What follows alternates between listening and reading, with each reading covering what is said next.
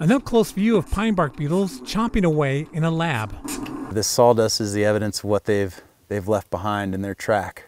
Across the western United States and Canada, trillions of these insects are destroying forests. U.S. Forest Service statistics compiled for the Associated Press show there are about 6.3 billion dead trees still standing in 11 states, up from 5.8 billion 5 years earlier.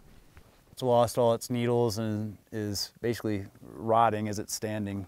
Firefighters call the dead trees snags.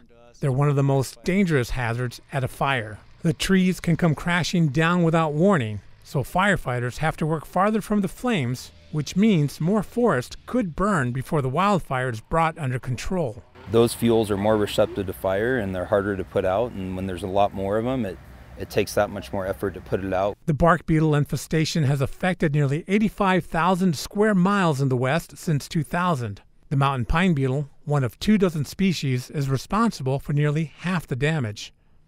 This forest near Laramie, Wyoming, once looked like this one in Colorado. For some species of trees and in some areas it's due to drought effects or climatic stresses or other stresses.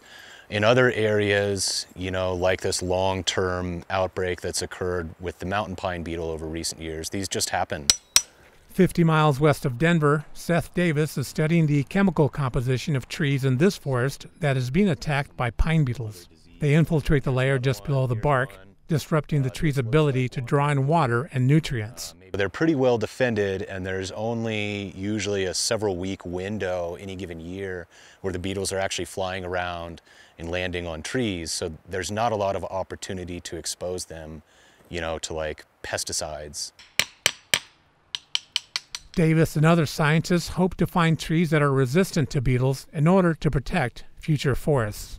Peter Banda, Associated Press, Centennial, Wyoming.